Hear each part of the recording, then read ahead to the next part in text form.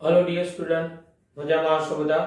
Chemistry नो आजनो आपनो lecture some basic concept of organic chemistry chapter number जो आपनु 12 छे आगळ वधीए तो छेल्ले આપણે બધા परसेंटेज શોધવાના દાખલાઓ જોયા હતા, તત્વની ટકાવારી શોધવાના અને બધા સૂત્ર જોયા। આ સૂત્ર વ્યવસ્થિત એક પેજ ઉપર લઈ આવી દેવાના અને एक पेज ऊपर फॉर्म्युला हशे तो छेल्ले फास्ट फॉरवर्ड करवामां मजा आवशे, बराबर। रिविजन में એટલે બધાએ ખાસ ધ્યાન રાખવું, સૂત્ર ખાસ પડવા જોઈએ અને પછી સૂત્રને એપ્લાય કરતી વખતે કયું m1 કયું તમે m કહો છો એ ખાસ ધ્યાન રાખો। ઓકે, આની અંદર આ જે સૂત્રવાળા દાખલા છે મોસ્ટ ઇમ્પોર્ટન્ટ છે, કોઈને કોઈમાંથી પૂછાયેલા તો છે જ। तो હવે આપણે ચેપ્ટરનું સ્વાધ્યાય છે એની અંદર અમુક કન્સેપ્ચ્યુઅલ પ્રશ્ન છે એમાંથી ને નીટમાં પૂછાયેલા છે એમસીક્યુ સ્વરૂપે। તો હું ફટાફટ સ્વાધ્યાય તમને સોલ્વ કરાવતો જાઉં। જો 12.1 નીચે દર્શાવેલા સંયોજનોમાંના પ્રત્યેક કાર્બન કઈ સંકરણ અવસ્થા ધરાવે છે એ જણાવો। એટલે કાર્બનના સંકરણ ગણવાના છે। સંકરણ ગણતા તમને આવડે છે। હું અહીંયા બે ઉદાહરણ કરાવીશ તો કોઈ એક કરાવો, બાકીના તમારે જાતે કરવાના। તો અહીંયા 12.1 માં પહેલું છે CH2 દ્વિબંધ C દ્વિબંધ O પ્રત્યેક કાર્બનનું સંકરણ કીધું। તો આપણે સંકરણ શોધવાની મેથડ ભણી ગયા, ઇલેક્ટ્રોન પેર મેથડ। EP બરાબર લોન પેર પ્લસ બોન્ડ પેર। ऑर्गेनिक केमिस्ट्री में हाइब्रिडाइजेशन शोधवा माटेनी मेथड तमने करावेली, लोन पेर बॉन्ड पेर मेथड। हवे आ बॉन्ड पेर एटले जे परमाणुनुं संकरण गणता होय एनी आसपास रहेला सिग्मा बंधनी संख्या। आ कार्बन आसपास 2 CH सिग्मा अने 1 CC सिग्मा एटले बॉन्ड पेर 3 थाय। अने लोन पेर एटले जे परमाणुनुं संकरण शोधता होय एना उपर रहेलो नेगेटिव चार्ज। तो नेगेटिव चार्ज नहीं, 0। आम इलेक्ट्रॉन पेर बराबर 3, तो इलेक्ट्रॉन पेर तमारी 3 आवे तो जेते कार्बन नु संकरण sp2 बराबर। इलेक्ट्रॉन पेर 2 आवे तो sp, 3 आवे तो sp2, 4 आवे तो sp3, 5 आवे तो sp3d। એટલે આ કાર્બન નું સંકરણ થાય sp2। હવે આ કાર્બન નું સંકરણ ગણીએ। આ કાર્બન નું સંકરણ ગણવું હોય તો હવે આ કાર્બન પાસે ઇલેક્ટ્રોન પેર તો બોન્ડ પેર પ્લસ લોન પેર નો સરવાળો। તો આ કાર્બન સિગ્મા બંધ કેટલા બનાવ્યા, અહીંયા 1 અને અહીંયા 2 એટલે બોન્ડ પેર 2 બરાબર। લોન પેર કેટલા 0 તો કુલ પેર કેટલી 2 તો 2 તો આ કાર્બન નું સંકરણ sp। એટલે બોન્ડ પેર એટલે જે તે પરમાણુએ બનાવેલા સિગ્મા બંધની સંખ્યા। અને અહીંયા તમારે ઓર્ગેનિક માં સંકરણ શોધો છો જે તે બરાબર કાર્બન નું, ત્યારે લોન પેર એટલે જો નેગેટિવ ચાર્જ હોય એક નેગેટિવ ચાર્જ તો 1 લેવાનો, પોઝિટિવ ચાર્જ ને પાઈ બંધ ને લોન પેર તરીકે અહીંયા ગણવાના નથી। આ ઇલેક્ટ્રોન પેર મેથડ થી સંકરણ ગણવામાં ઓર્ગેનિક કેમિસ્ટ્રી માં ખાસ ધ્યાન રાખજો, બરાબર। રાસાયણિક બંધન માં સંકરણ શોધવા માટે ત્યાં કન્સેપ્ટ તમને આપેલો છે। ઓકે, તો આ રીતે પ્રત્યેક કાર્બન નું संकरण शोधवानुं, बराबर। बीजू उदाहरण आવું છે CH3 CH દ્વિબંધ CH2 तो हाइब्रिडाइजेशन जनरली और आ રીતના કાર્બનો તો ડાયરેક્ટલી ખબર પડી જાય। આ કાર્બન અહીંયા કેટલા સિગ્મા બંધ બનાવ્યા તો આ કાર્બન અહીંયા બે હાઇડ્રોજન સાથે આ CC સિગ્મા એટલે 3 બોન્ડ પેર, કાર્બનનો લોન પેર 0 એટલે આનું sp2। આ કાર્બન અહીં 3 સિગ્મા બંધ, જ્યારે કાર્બને 3 સિગ્મા બંધ બનાવ્યા હોય ને ત્યારે sp2। આ કાર્બને 4 સિગ્મા બંધ બનાવ્યા, 3 CH સિગ્મા 1 CC સિગ્મા, આ કાર્બનનું સંકરણ sp3। તો આ રીતે બાકીના 3 છે જાતે સોલ્વ કરવા। C6H6 એટલે બેન્ઝીન ચક્ર જેમાં પ્રત્યેક કાર્બન sp2 સંકરણમાં હોય। ओके, तो 12.1 स्वाध्यायનો આપણે આ રીતે સોલ્વ કરીશું।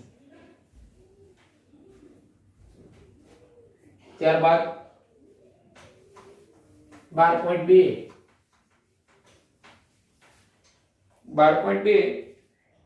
નીચે દર્શાવેલા અણુઓમાં સિગ્મા અને પાઈ બંધો દર્શાવો.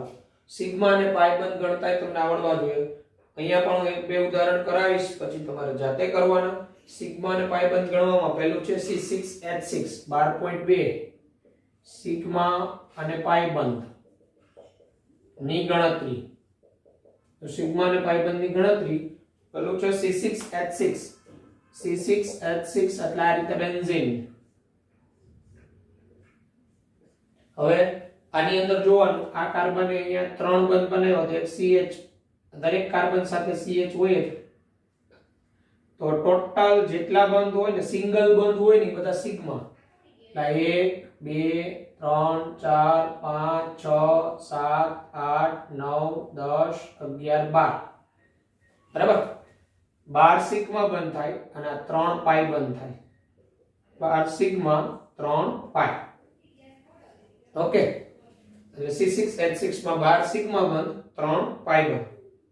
પછી C6H12 એટલે હેક્ઝીન થાય છે. 1 2 3 4 5 6.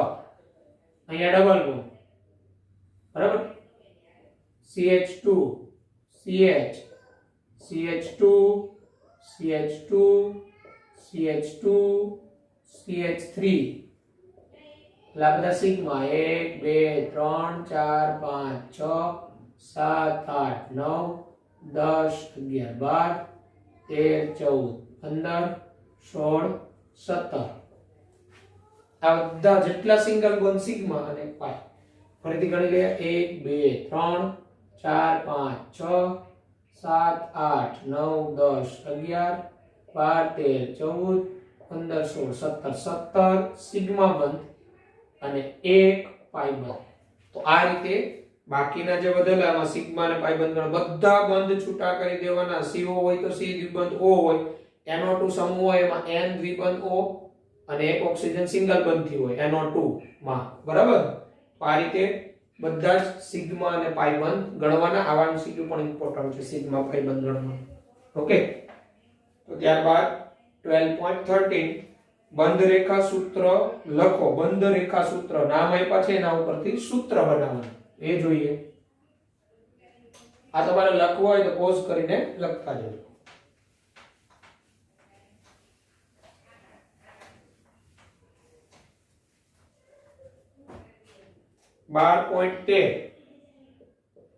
સોરી 12.3 બંધ રેખા સૂત્ર લખો. આઇસોપ્રોપાઇલ આલ્કોહોલ.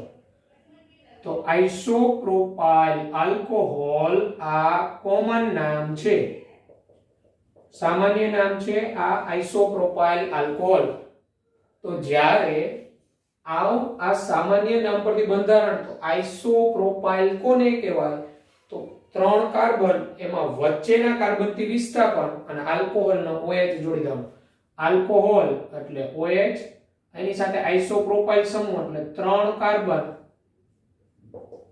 ની શૃંખલાઓમાં વચ્ચેથી જોડાયેલો. અહીંયા CH OH, CH3 CH CH3 અહીંથી OH જોડાય, આને આઇસોપ્રોપાઇલ આલ્કોહોલ કહેવાય.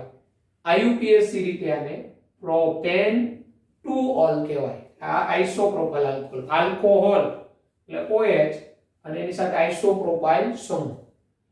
પછી કીધું 2,3 ડાયમિથાઇલ બ્યુટેનાલ. 2,3 ડાયમિથાઇલ બ્યુટેનાલ. તો 2,3 ડાયમિથાઇલ બ્યુટેનાલ, આનું આપણે બંધારણ બનાવવું છે. તો પહેલા મૂળ શબ્દ પકડી લેવાનો. મૂળ શબ્દ શું છે? બ્યુટ. એટલે 4 કાર્બન બનાવી દેવાનો. 1 2 3 4. મૂળ શબ્દ બ્યુટ પરથી 4 કાર્બન. હવે બ્યુટ પછી એ બ્યુટ એનાલ છે, એટલે N લાગ્યો પ્રત્યય. પ્રાથમિક પ્રત્યય N લાગ્યો એટલે બધા સિંગલ બંધથી જ જોડાયેલા હોય. અને આલ પ્રત્યય એટલે એક CHO સમૂહ. આ CHO સમૂહના કાર્બન સહિત 4 ગણવાના છે. બરાબર, હવે આ ફંક્શનલ ગ્રુપ CHO ના કાર્બન જ 1 મળે. 1 2 3 4. એમાં 2 અને 3 સ્થાને મિથાઇલ છે, એટલે અહીંયા મિથાઇલ. બસ ખૂટતી સંયોજકતા હાઇડ્રોજન થી. આને કહેવાય 2,3 ડાયમિથાઇલ બ્યુટેનાલ. આ એનું સ્ટ્રક્ચર થઈ ગયું. પછી heptane four one. Heptane four one. હેપ્ટ મૂળ શબ્દ હેપ્ટ અને n છે એટલે સિંગલ બંધથી સાથે 7 કાર્બન 1 2 3 4 5 6 7 સાથે 7 કાર્બન સિંગલ બંધથી. હવે કોઈ પણ બાજુથી નંબર આપીને 4 નંબરના કાર્બન ઉપર કીટોન સમૂહ છે એવું કહે છે ઓન પ્રત્યય લાગ્યું. અહીં થયું કે 1 2 3 4 તો અહીંયા દ્વિબંધ O. બસ ખૂટતી સંયોજકતા આવે હાઇડ્રોજનથી CH2 CH2 CH3 તો આને કહેવાય હેપ્ટેન ફોર ઓન. એટલે આ રીતે કોઈ પણ નામ પરથી જ્યારે બંધારણ પૂછ્યું હોય ને ત્યારે પહેલા મૂળ શબ્દ પકડી લેવાનો, એના ઉપરથી કેટલા કાર્બન શૃંખલામાં છે મૂળ શૃંખલામાં એ સંખ્યા ગણાઈ જાય. પછી n છે in છે કે આઇન છે એના ઉપરથી એમાં બધા જ કાર્બન સિંગલ બંધ દ્વિબંધ કે ટ્રિપલ બંધ મૂકો એ ખબર પડી જાય. અને પછી એમાં પ્રાયોરિટી મુજબ નંબર આપી એમાં જે નંબર ઉપર વિસ્થાપિત સમૂહ હોય એને દર્શાવી દેવાના. બાકી જે ખૂટતી સંયોજકતા હોય કાર્બનની હાઇડ્રોજન થી પૂરી કરી દેવાની. આ રીતે બંધારણ બને. ઓકે. ત્યારબાદ 12.4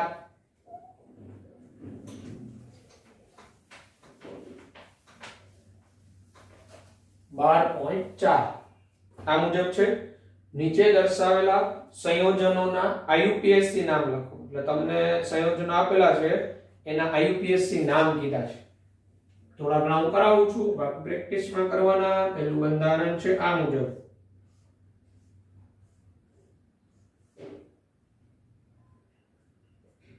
આ મુજબ છે. હવે તો અહીંયા આ જે છે આ બેન્ઝીન ચક્ર છે. આ બેન્ઝીન ચક્ર ઉપર અહીંયા 1 2 3 3 કાર્બન બરાબર. આના બે રીતે IUPAC નામ પોસિબલ બને છે. એક તો આને અહીંથી નંબર આપો 1 2 3 તો આને વિસ્થાપિત તરીકે લ્યો તો આને 1 ફિનાઇલ પ્રો 1 ફિનાઇલ વિસ્થાપિત તરીકે 3 કાર્બનની શૃંખલા પ્રો સિંગલ બોન્ડ એટલે N 1 ફિનાઇલ પ્રોપેન અથવા નોર્મલ પ્રોપાઇલ બેન્ઝીન. આ 1 2 3 3 કાર્બનની શૃંખલા રેખીય એટલે વિસ્થાપિત તરીકે અને પ્રોપાઇલ બોલાય નામને છેડે બેન્ઝીન બરાબર. પછીનો તમને આપેલો છે B. આ મુજબ આપેલો અહીંયા CN છે સમૂહ, અહીંયા મિથાઇલ છે. તો ફંક્શનલ ગ્રુપ CN છે અને એને જ પ્રાયોરિટી મળે 1 2 3 4 5. તો ત્રીજા સ્થાને વિસ્થાપિત સમૂહ મિથાઇલ છે એટલે 3 મિથાઇલ. 5 કાર્બનની શૃંખલા છે એટલે પેન્ટ. પાંચે સિંગલ બંધથી જોડાયેલા કાર્બન એટલે N પેન્ટેન. CN સમૂહ એટલે નાઇટ્રાઇલ પ્રત્યય લાગે નાઇટ્રાઇલ. 3 methyl pentane nitrile. તો બાકીના C D E F જે આપેલા છે એ જાતે IUPAC નામકરણ કરવા તમને આવડે છે. ઓકે. ત્યારબાદ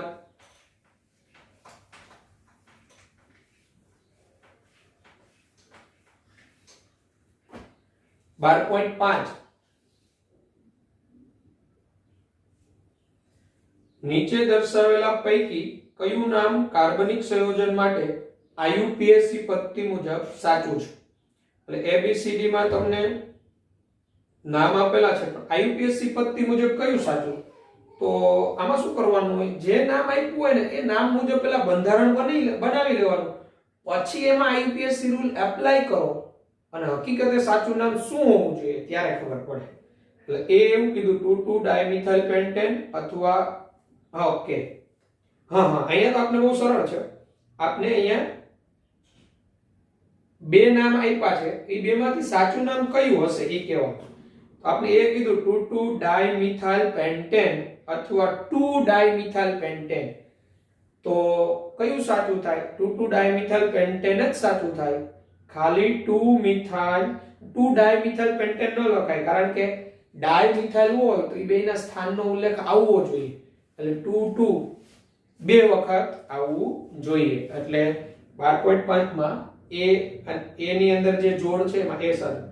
બી એવું કીધું 247 ટ્રાઇમિથાઇલ ઓક્ટેન અથવા 257 ટ્રાઇમિથાઇલ ઓક્ટેન. 247 ટ્રાઇમિથાઇલ ઓક્ટેન અથવા 257 ટ્રાઇમિથાઇલ ઓક્ટેન. કયું સાચું થાય? લઘુત્તમ સ્થાનના સેટ મુજબ 2 4 7 ટ્રાઇમિથાઇલ ઓક્ટેન સાચું થાય ને? જોઈ લેજો. ઓક્ટેન એટલે 8 કાર્બન, 12.5 માં બી 1 2 3 4 5 6 7 8 8 કાર્બન ઓક્ટેન એટલે એમાં 2 4 7 ટ્રાઇમિથાઇલ કીધું. આ 2 આ 4 અને 7 2 4 7 આ લઘુત્તમ સ્થાનનો સેટ થાય. આ બાજુથી નંબર આપો તો 1 2 3 4 5 6 7 તો 5 7 તો લઘુત્તમ સ્થાનનો સેટ જ સાચો થાય. એટલે 2 4 7 ટ્રાઇમિથાઇલ ઓક્ટેન નામ જ સાચું થાય.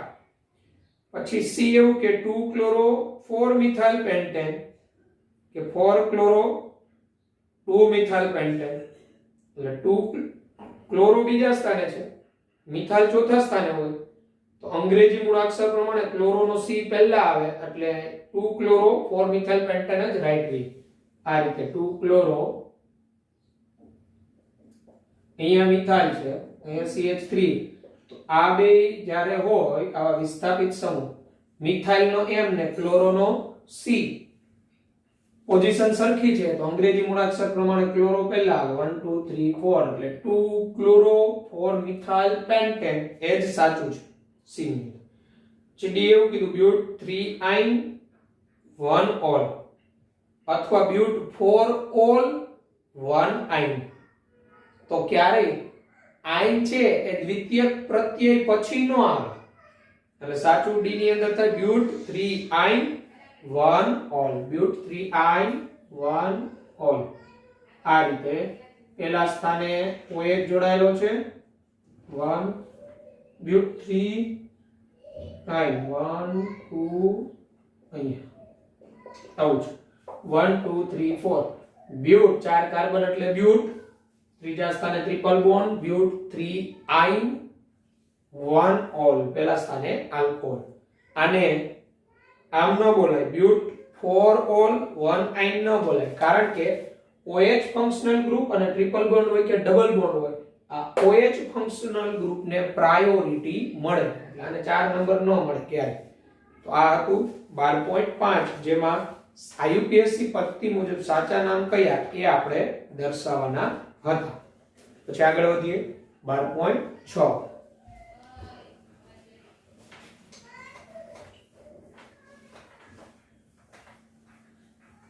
12.6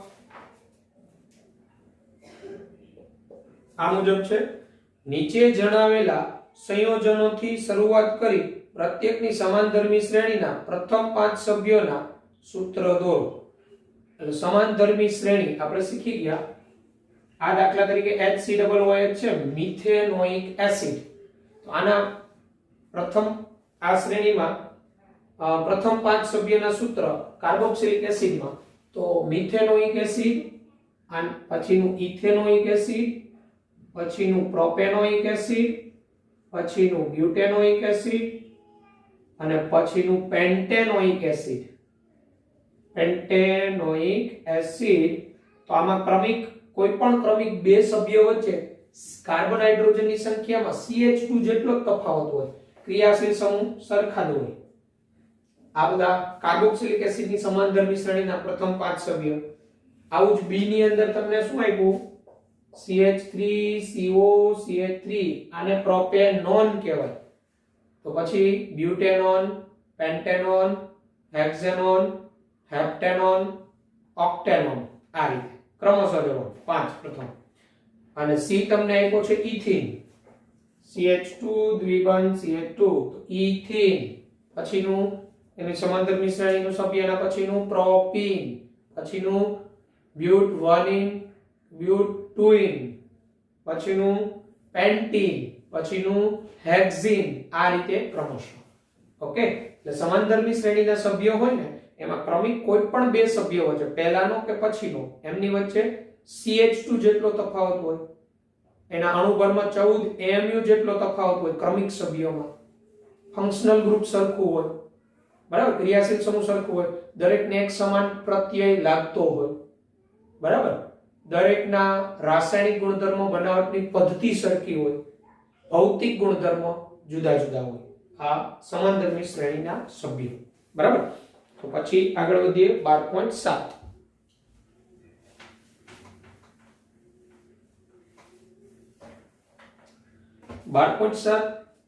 આ મુજબ છે, નીચે દર્શાવેલા સંયોજનો માટે સંઘનિત અને બંધરેખા બંધારણીય સૂત્ર દોરો અને જો તેમાં કોઈ ક્રિયાશીલ સમૂહ હોય તો તેને ઓળખો. ABC આપણે ત્રણ સંયોજનો આપ્યા છે, એનું સંઘનિત એટલે ટૂંકું બંધારણ સ્વરૂપ અને બંધરેખા બોન્ડ લાઈન સ્વરૂપ દોરવાનું અને ક્રિયાશીલ સમૂહ હોય તેને ઓળખવાનું છે. તો 12.7 આ જે છે એક કરાવો, બાકી જાતે કરવાના. 2,2,4 ટ્રાઇમિથાઇલ પેન્ટેન. તો 5 કાર્બન, પેલા આખુંનું બંધારણ કેવું થાય? 1 2 3 4 ને 5. એમાં 2 2 અહીંયા 2 પોઝિશન ઉપર 2 મિથાઇલ, 1 2 3 4 4 પોઝિશન ઉપર મિથાઇલ, અહીંયા CH2 CH3, અહીંયા CH CH3 અને 2,2,4 ટ્રાઇમિથાઇલ પેન્ટેન કહેવાય. તો આનું સંઘનિત સ્વરૂપ. સંઘનિત આ કાર્બન સાથે કેટલા CH3 જોડાયેલા? તો એ કાર્બન સાથે જોડાયેલા CH3 ની સંખ્યા 3, એટલે આ CH3 થ્રાઇસ, આની સાથે 3. પછી શું છે? CH2.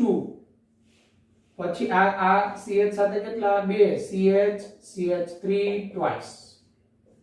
આ એનું સંઘનિત સ્વરૂપ કહેવાય. અને આની બંધ રેખા બોન્ડ લાઈન. તો બંધ રેખા એટલે આ 1 2 3 4 5 5 કાર્બન એક જ રેખામાં છે, એટલે 1 2 3 4 અને 5. હવે બીજા ઉપર 2 મિથાઇલ છે, એટલે 1 2 1 2 3 4 4 ઉપર 1 મિથાઇલ. આ એની બંધ રેખા સ્વરૂપ થયું. બરાબર. અને આમાં કોઈ ક્રિયાશીલ સમૂહ નથી. એના પછીનું છે 2 hydroxy 1 2 3 propane try carboxylic acid. એટલે બીજા સ્થાને હાઇડ્રોક્સી, એમાં પ્રોપેન શબ્દ આવ્યો એટલે 3 કાર્બન તો મૂકી જ દેવાના. આ રીતે 1 2 અને 3 અને દરેક ઉપર COOH છે.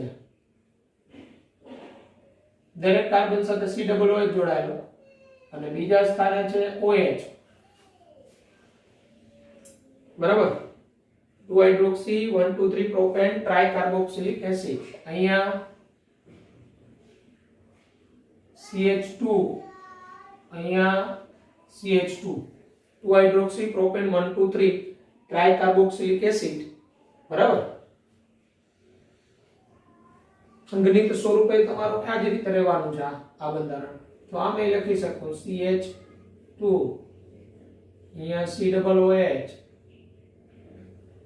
COH, COOH, CH2, COOH. આ રીતે લખી શકશે.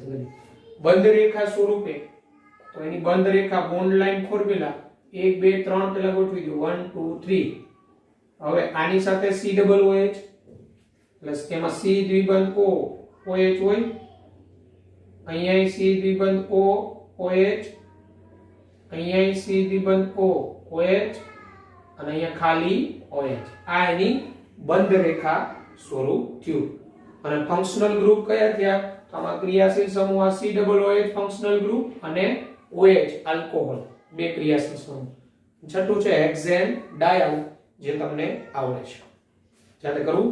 ત્યારબાદ 12.8 જાતે કરવું. ક્રિયાશીલ સમૂહને તમને જે બંધારણ આપ્યા ને એમાં ક્રિયાશીલ સમૂહને ઓળખવાના છે. 12.8 સેલ્ફ ક્રિયાશીલ સમૂહ તમને ઓળખતા આવડે છે.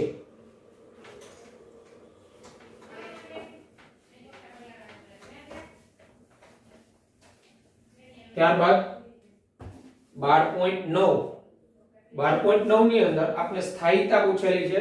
આ કન્સેપ્ટ્યુઅલ આવેલો, આવા MCQ બની શકે કન્સેપ્ટ્યુઅલ. આપને આપેલું છે NO2 CH2 CH2O- એક આપેલું છે આપને આવું બંધારણ NO2 CH2 CH2O- અને એક અથવા આપણે કરીને આપને કીધું છે CH3 CH2O-. તો આ બેમાં કોની સ્થાયીતા વધારે? બરાબર. કોણ વધુ સ્થાયી? શા માટે? કોણ વધુ સ્થાયી? અને શા માટે? તો જો આ બંનેની સ્થાયીતામાં આ જે ઓક્સિજન ઉપર નેગેટિવ ચાર્જ ઘટે ને એ વધુ સ્થાયી, એટલે ઓક્સિજન ઉપરના ઋણભારની ઘનતા જેમ ઘટે, ઓક્સિજન પર ના ઋણભાર જેમ ઘટે તેમ સ્થાયીતા વધે,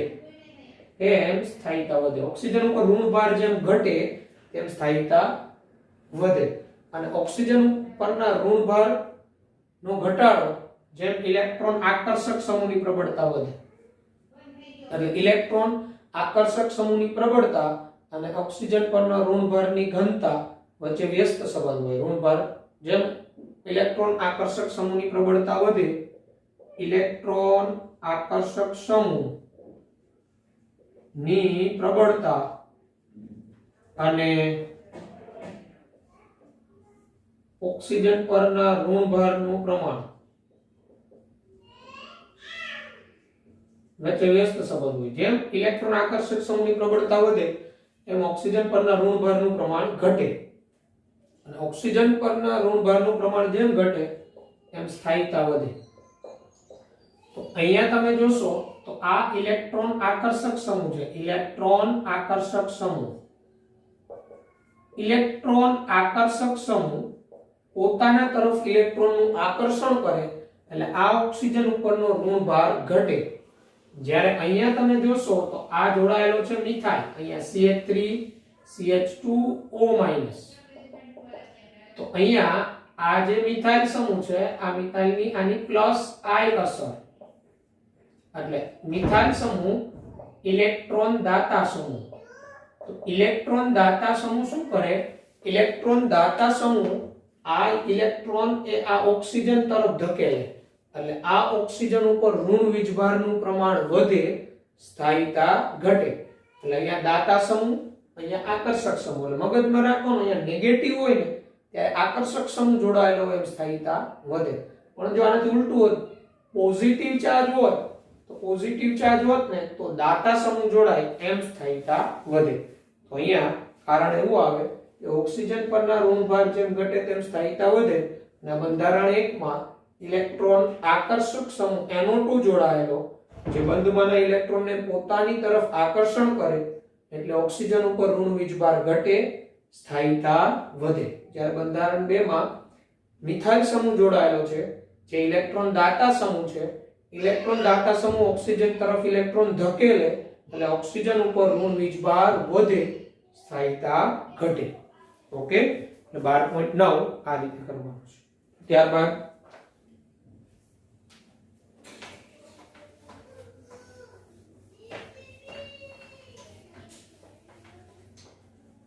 ત્યારબાદ 12.10 પાઈ પ્રણાલી સાથે જોડાયેલા આલ્કાઇલ સમૂહો શા માટે ઇલેક્ટ્રોન દાતા તરીકે વર્તે છે સમજાવો. પાઈ પ્રણાલી સાથે જોડાયેલા આલ્કાઇલ સમૂહો શા માટે ઇલેક્ટ્રોન દાતા તરીકે વર્તે છે સમજાવો. પાઈ પ્રણાલી સાથે જોડાયેલા એટલે હાઇપર કોન્જુગેશન ને કારણે 12.10 આ રીતે આ બેન્ઝીન ચક્ર અને આ પાઈ પ્રણાલી થઈ, આની સાથે જોડાયેલો આલ્કાઇલ સમૂહ આ શા માટે ઇલેક્ટ્રોન દાતા સમૂહ તરીકે વર્તે?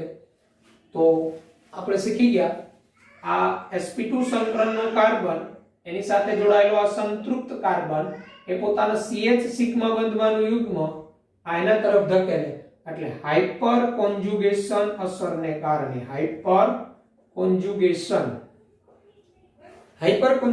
અસરને કારણે પાઈ પ્રણાલી સાથે જોડાયેલા આલ્કાઇલ સમૂહ ઇલેક્ટ્રોન દાતા તરીકે વર્તે છે. મેઈન કારણ શું? હાઇપર કોન્જુગેશન, બરાબર, વધુ સ્થાયી બંધારણ.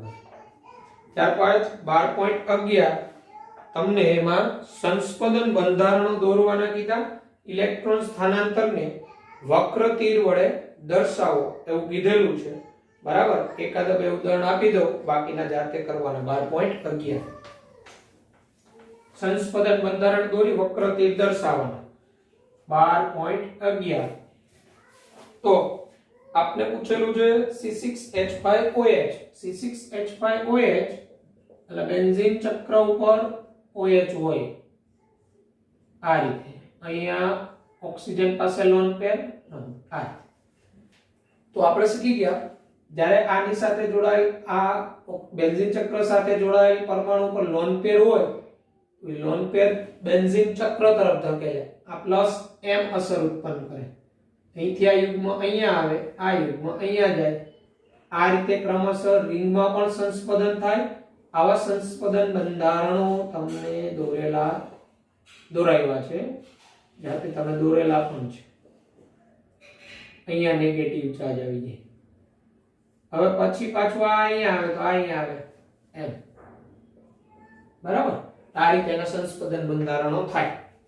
પછી બી છે C6H5NO2, આ પ્લસ m અસર કહેવાય અથવા આની પ્લસ r અસર કહેવાય.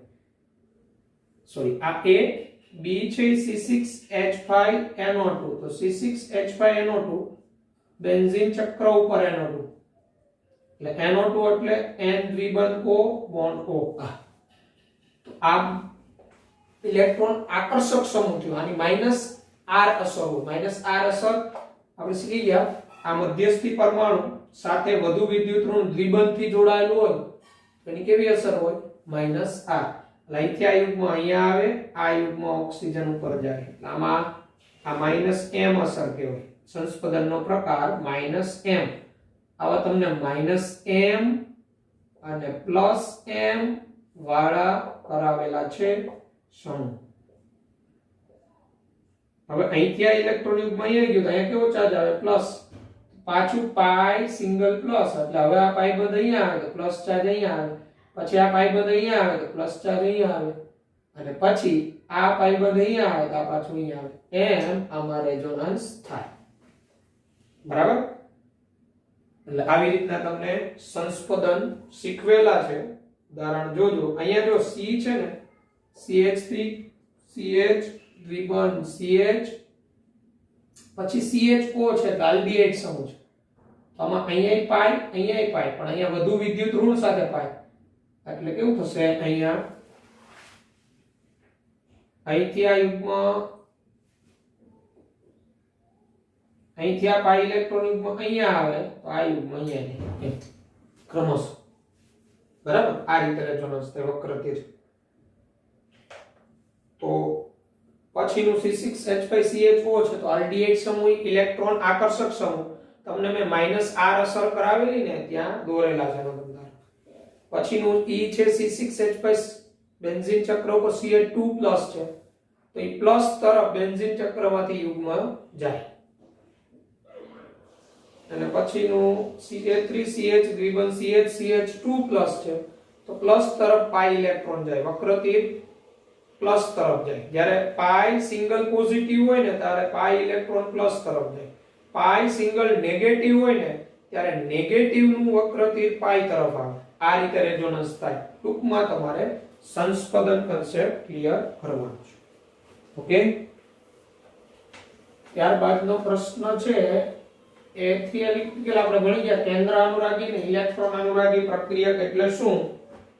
ઉદાહરણ સહિત સમજાવો. તો એ થિયરિટિકલી તમને કરાવેલો, જોઈને સોલ્વ કરી નાખવાનો. 12.13 નીચે દર્શાવેલા સમીકરણોમાં ઘાટા અક્ષરે લખાયેલા પ્રક્રિયકોને કેન્દ્ર અનુરાગી પ્રક્રિયક અથવા ઇલેક્ટ્રોન અનુરાગી પ્રક્રિયક તરીકે ઓળખી બતાવો. તો જો અહીંયા 12.13 ની અંદર તમને ઘાટા અક્ષરે પહેલું જે આપ્યું A, એમાં OH માઈનસ છે તો ઓબ્વિયસલી જેના ઉપર નેગેટિવ ચાર્જ આવે એ ઇલેક્ટ્રોન દાન કરતો હોય એને કેન્દ્ર અનુરાગી કહેવાય. B આપ્યું છે એમાં ઘાટા અક્ષરે શું આપ્યું? Cn માઈનસ, તો કેન્દ્ર અનુરાગી છે Cn માઈનસ. અને C આપ્યું છે CH3CO+, તો CH3CO+, આ CH3 આ રીતે CO+, અહીંયા C સાથે O દ્વિબંધી હોય, આ પ્લસ. અહીંયા જો આ કાર્બનની ફરતે 6 જ ઇલેક્ટ્રોન છે, 6 ઇલેક્ટ્રોન. કાર્બનને અષ્ટક પૂર્ણ કરવા માટે ઇલેક્ટ્રોન ખૂટે એટલે આને ઇલેક્ટ્રોન અનુરાગી કહેવાય. ઇલેક્ટ્રોન અનુરાગી કે જેની પાસે ઇલેક્ટ્રોનની ઉણપ છે. આ રીતે ઓળખવાનું. પછીનું 12.14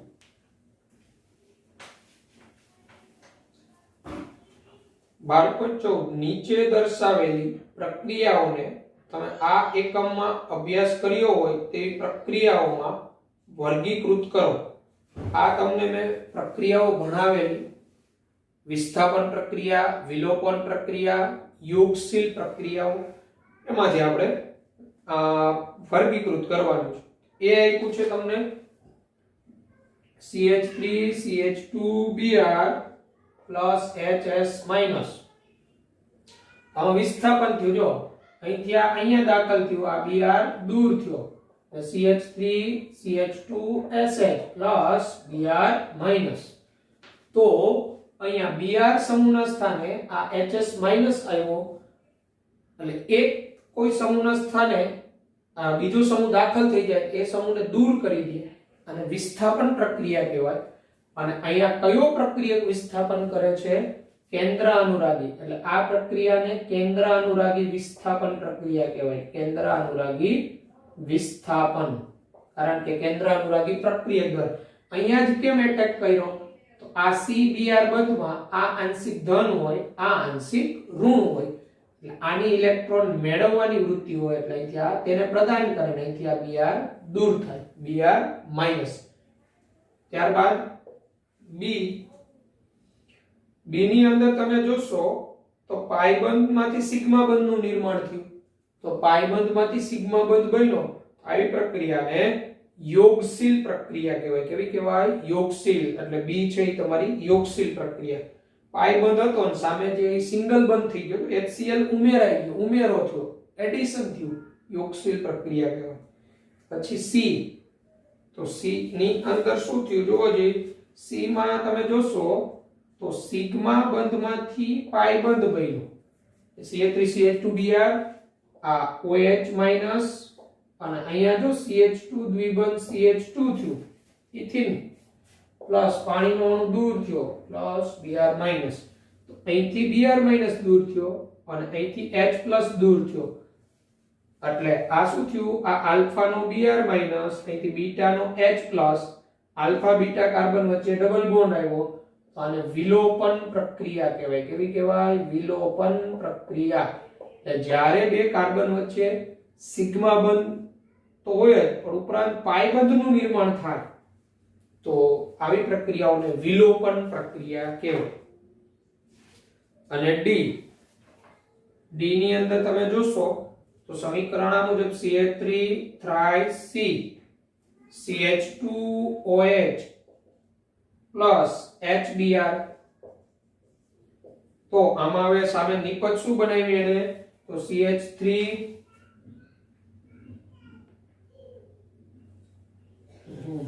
પ્રક્રિયાને આપણે આવું બનાવ્યું, CH3 twice C Br CH2 CH2 CH3 plus H2. તો પ્રક્રિયાને ઓબ્ઝર્વ કરવાની. આ પ્રક્રિયામાં દૂર શું થયું? OH. અને પ્રક્રિયામાં અહીં દાખલ શું થઈ ગયું? Br. તો OH ના સ્થાને Br નું દાખલ થવું, આવી પ્રક્રિયા એક પ્રકારની વિસ્થાપન પ્રક્રિયા છે. કેવી પ્રક્રિયા કહેવાય એને? વિસ્થાપન પ્રક્રિયા કહેવાય. એટલે વિસ્થાપન થયું.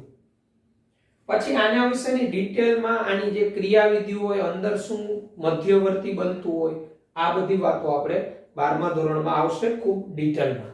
અહીંયા તમારે ખાલી આવા સમીકરણ આપ્યા હોય તો વર્ગીકૃત કરવાની, આ પ્રક્રિયા કયા નામથી ઓળખાય, આવું તમને રાસાયણિક પ્રક્રિયાઓના મુખ્ય પ્રકાર એમાં મેં સમજાવેલું છે.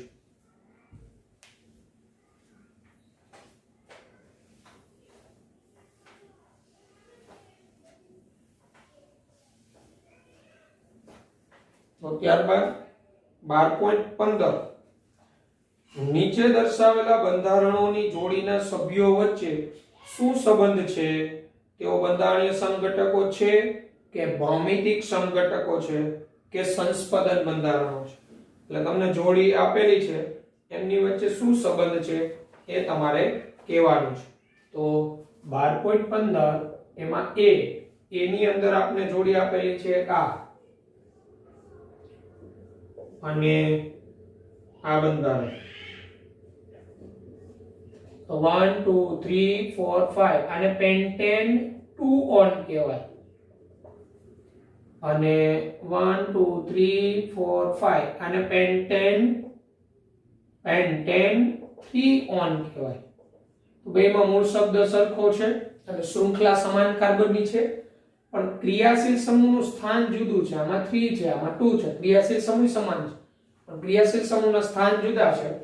આ બંને એકબીજાના સ્થાન સમઘટકો કહેવાય. કેવા કહેવાય? સ્થાન સમઘટકો. સ્થાન સમઘટકો. અણુસૂત્ર સમાન, ક્રિયાશીલ સમૂહ સમાન, પણ ક્રિયાશીલ સમૂહના સ્થાન જુદા જુદા હોય. બી તમને આપેલું છે C દ્વિબંધ C, અહીંયા H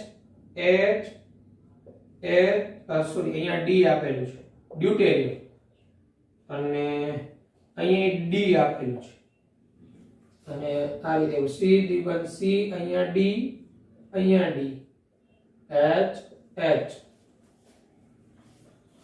તમે જોશો તો કાર્બન કાર્બન વચ્ચે ડબલ બોન્ડ છે અને આ એક જ કાર્બન ઉપર બે જુદા જુદા છે.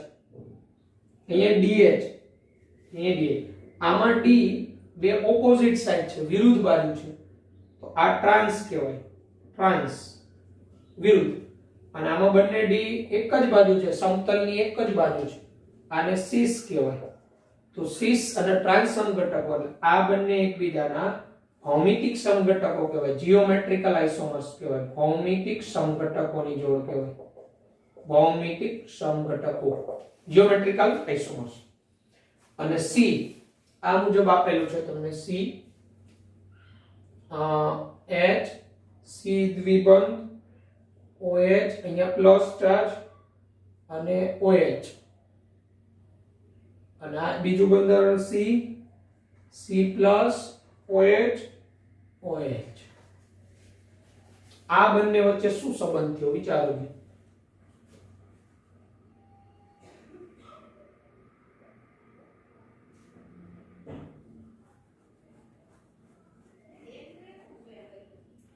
આ રેઝોનન્સ થયા, સંસ્પંદન બંધારણ થયા. કઈ રીતના? અહીંયા પાઈ બંધ છે ને અહીંયા પોઝિટિવ ચાર્જ છે, તો અહીંથી આને ઇલેક્ટ્રોન મેળવી લીધો, અહીંથી આ ઇલેક્ટ્રોન આને મેળવા, અહીંથી આ પાઈ ઇલેક્ટ્રોન મેળવે તો આ કાર્બન ઉપર કેવો ચાર્જ આવે? પ્લસ. પાછો અહીંથી અહીં યુગ્મ આપે તો ઓક્સિજન ઉપર કેવો આવે? પ્લસ.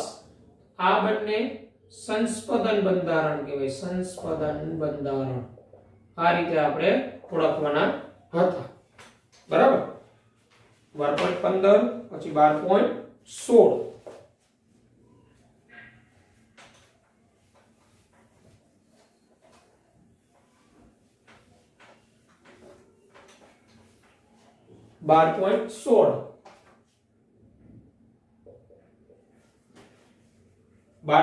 આવું કે નીચે દર્શાવ્યા મુજબના બંધના ખંડન માટે ઇલેક્ટ્રોન સ્થાનાંતરને વક્ર તીર વડે દર્શાવો તથા પ્રત્યેકને સમવિભાજન અથવા વિષમ વિભાજનમાં વર્ગીકૃત કરી બનતા પ્રતિક્રિયાત્મક મધ્યવર્તીને મુક્તમૂલક, કાર્બોકેટાયન કે કાર્બેનાયન તરીકે ઓળખો. ટૂંકમાં આપણે ABCD માં બંધના ખંડન આપેલા છે, એટલે બંધ તૂટે છે એ આપેલું છે. એમાં આપણે ઇલેક્ટ્રોન સ્થાનાંતર જે થાય ને વક્ર તીર વડે દર્શાવી દેવાનું, અને સમવિભાજન કે વિષમ વિભાજન એ દર્શાવવાનું, અને કયો મધ્યવર્તી બન્યો, મુક્તમૂલક બન્યો, કાર્બોકેટાયન બન્યો કે કાર્બેનાયન બન્યો એ ઓળખવાનું છે. એ તમને એવું આપ્યું છે CH3O CH3, અને અહીંયા છૂટું પડ્યું છે CH3O પ્લસ CH3O, એટલે ઓક્સિજન ઉપર ટપકું છે, તો આ અહીંયા જે બન્યા ને એને મુક્ત મૂલક કહેવાય. ફ્રી રેડિકલ બન્યા, મુક્ત મૂલક, ફ્રી રેડિકલ. અને મુક્ત મૂલક સમવિભાજનથી બને, એટલે આ ઓક્સિજને એક ઇલેક્ટ્રોન મેળવો, હાફ તીર, આ ઓક્સિજને એક ઇલેક્ટ્રોન મેળવો, હાફ તીર. આ રીતે દર્શાવાય વક્ર તીર વડે. આ જે થયું આને સમવિભાજન થયું કહેવાય. સમવિભાજન, હોમોલિટિક ફિઝિક્સ. સમવિભાજનથી સરખે ભાગે ઇલેક્ટ્રોન લઈને છૂટા પડે, મુક્ત મૂલક બને. બી આ છે આપણું C દ્વિબંધ O, અહીંયા છે આ OH માઈનસ, અને અહીંયા આપણું આ બનાવ્યું, અહીંયા નેગેટિવ ચાર્જ લેવાય પ્લસ H2. તો અહીંયા થયું કેવું ખબર? અહીંયા CH3 હોય ટૂંકમાં, હવે આ C દ્વિબંધ ઓનો કાર્બન એની પાસેના સંતૃપ્ત કાર્બન, આ ઇલેક્ટ્રોન આકર્ષક સમૂહ કહેવાય, આ હાઇડ્રોજન એસિડિક હોય, એટલે આ OH- શું કર્યું ખબર, અહીંથી આ H+ મેળવી લીધો, આ H+ મેળવ્યું એટલે અહીંથી આ ઇલેક્ટ્રોન અહીંયા આવ્યા, તો અહીંયા CH બંધનું આ જે વિભાજન થયું ને આને વિષમ વિભાજન કહેવાય, વિષમ વિભાજન, કારણ કે અહીંથી આ H+ દૂર થયો તો આની પાસે ઇલેક્ટ્રોન વિધા નેગેટિવ આયન છૂટો પડ્યો +H2, આને કાર્બન આયન કહેવાય, કાર્બન આયન, કાર્બન આયન એટલે કાર્બન ઉપર અહીંયા નેગેટિવ ચાર્જ આવી ગયો, એ આ રીતે આ C દ્વિબંધોની પાસેનો આ કાર્બન સંતૃપ્ત કાર્બન અને એના પરનો હાઇડ્રોજન એસિડિક હોય, અને આમાંથી જે આ નેગેટિવ બન્યું એ પાછું સંસ્પદનને કારણે સ્થાયી હોય, કારણ કે અહીંયા નેગેટિવ સિંગલ પાઈ, આ નેગેટિવ અહીંયા આવે તો આ યુગ્મ અહીંયા જાય, એટલે એ બન્યું, બરાબર. C આપણે આપેલું છે અહીંયા Br, અહીંયા મિથાલ મિથાલ, અને અહીંયા આપણે દર્શાવેલું છે અહીંયા પ્લસ અને Br માઈનસ.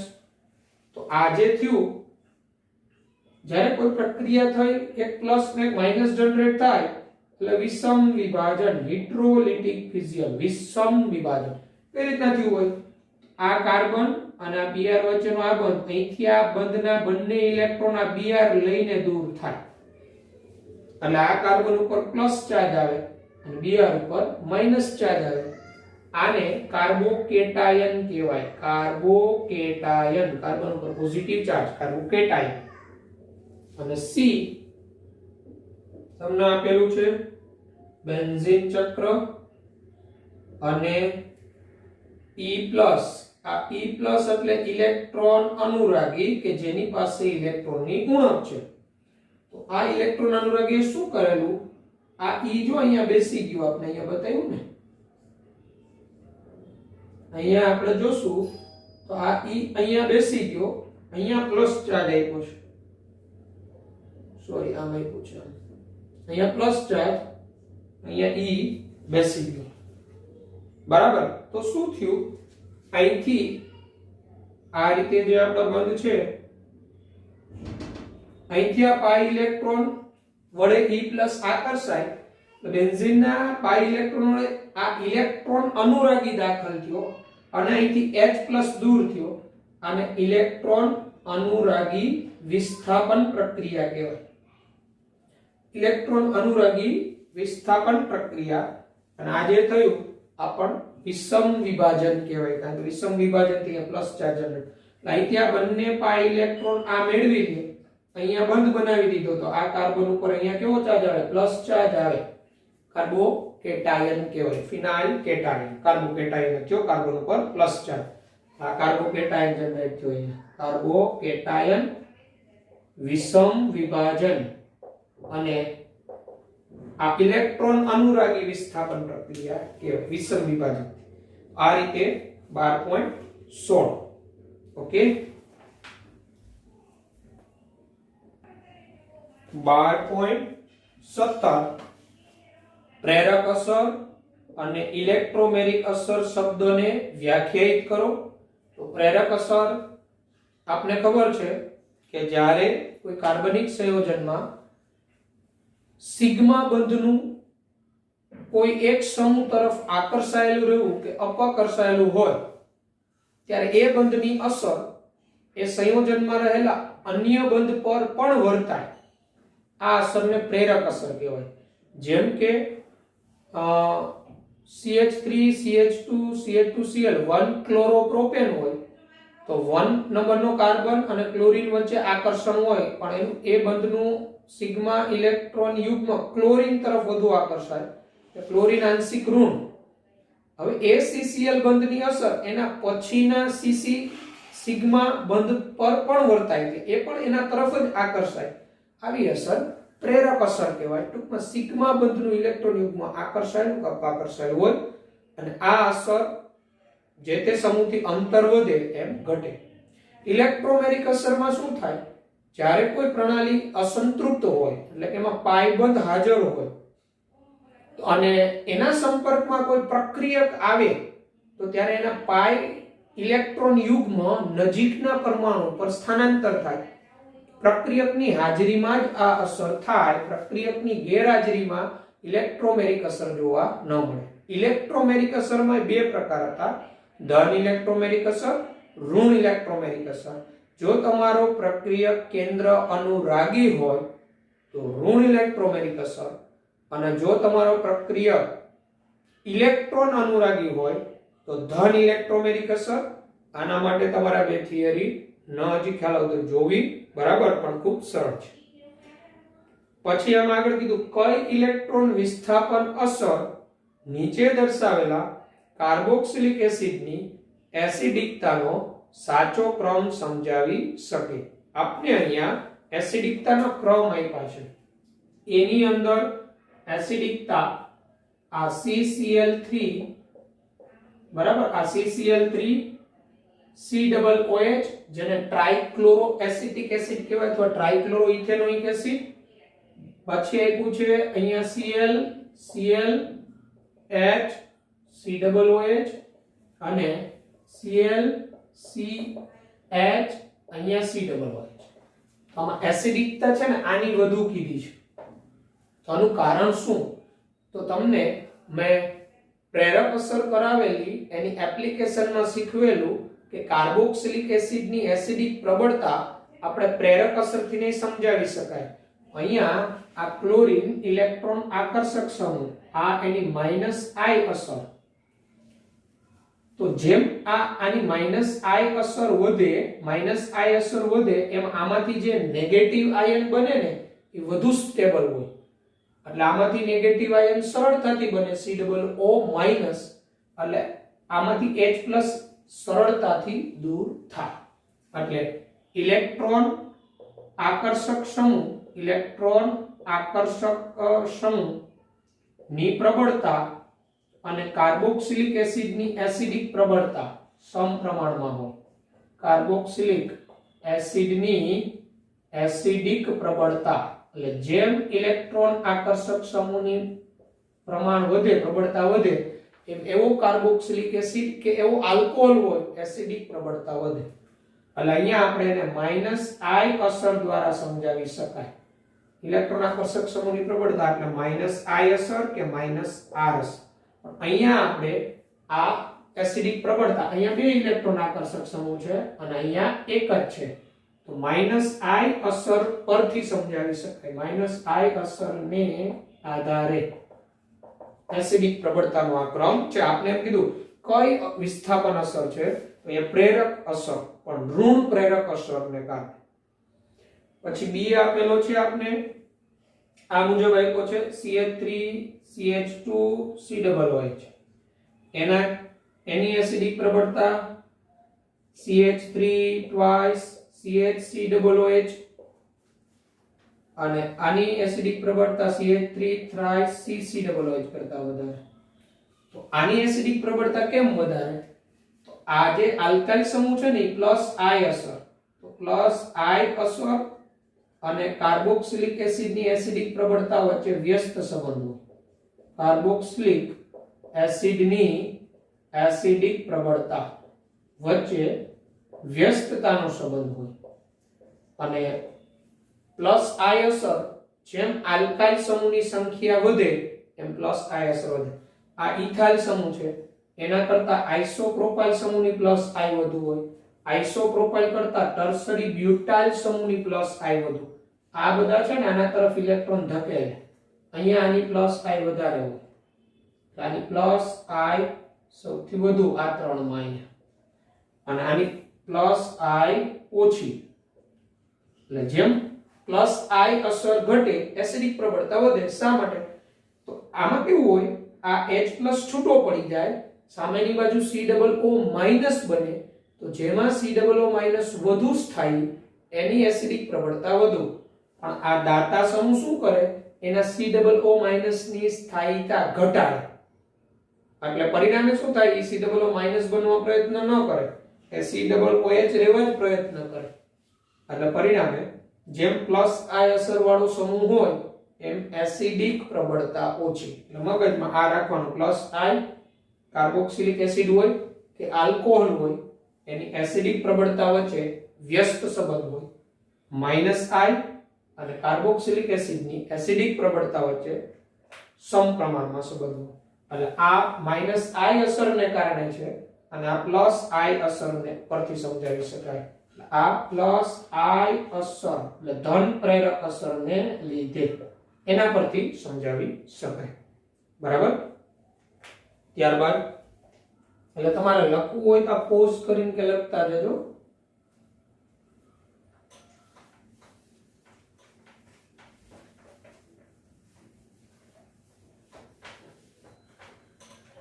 બાર પોઈન્ટ 18 એ તો પેલી સ્ફટિકીકરણ, નિસ્યંદન, ક્રોમેટોગ્રાફી પદાર્થ એના સિદ્ધાંતોના ઉદાહરણ આપીને વર્ણવવાના. આપણે વર્ણવવા નથી, ખાલી વાંચી જવાનું.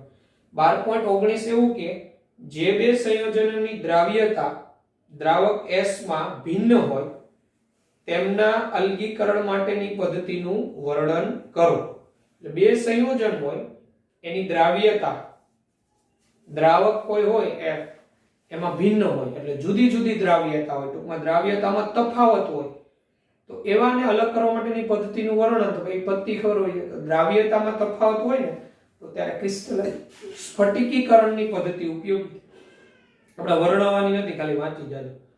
12.20 થિયરી છે નિસ્યંદન, નીચા દબાણે નિસ્યંદન અને વરાળ નિસ્યંદન વચ્ચેનો તફાવત જણાવો. નિસ્યંદન એટલે સાદું નિસ્યંદન કે જેમાં બે પ્રવાહી વચ્ચે ઉત્કલન બિંદુમાં ખૂબ મોટો તફાવત હોય અથવા અશુદ્ધિ બાષ્પશીલ હોય અથવા કાર્બનિક સંયોજન બાષ્પશીલ હોય, અશુદ્ધિ અબાષ્પશીલ હોય એના માટે. નીચા દબાણે નિસ્યંદન કોના માટે? તો જેમના ઉત્કલન બિંદુ ખૂબ જ ઊંચા હોય અથવા ઉત્કલન બિંદુ પહેલા વિઘટન પામતા હોય, જેમ કે ગ્લિસરોલ. નીચા દબાણ નિસ્યંદન. અને વરાળ નિસ્યંદન કોના માટે? તો વરાળ નિસ્યંદનની અંદર બે પ્રવાહી હોય એમાંથી કોઈ એક વરાળ બાષ્પશીલ હોય, વરાળ આવે તો એમાં બાષ્પ થઈને વરાળ સાથે જાય અને બીજો જે હોય વરાળ અબાષ્પશીલ હોય અને જે વરાળ બાષ્પશીલ હોય એ પાણીમાં અમિશ્રિત હોવો જોઈએ. એટલે વરાળ નિસ્યંદન પદ્ધતિમાં. તો આજના આપણા લેક્ચરમાં અહીંયા 12.20 સુધી રાખીએ સ્વાધ્યાયના પ્રશ્નો. પછી સ્વાધ્યાયના પ્રશ્નો જે બાકી છે એને આપણે સોલ્વ કરીશું અને આ ચેપ્ટરના સ્પર્ધાત્મક પરીક્ષામાં પૂછાયેલા MCQ સોલ્વ કરીશું. બરાબર. તો આજના લેક્ચરમાં જે સ્વાધ્યાયના પ્રશ્ન આપણે સમજ્યા એ કન્સેપ્ચ્યુઅલ એવું તમારી પાસે સામે ટેક્સ્ટ બુક રાખીને પાછી જોઈ શકશો અને જ્યાં લખવાનું થાય ત્યાં પોઝ કરીને તમે લખેલું હોવું જોઈએ. Okay, good bye, take care.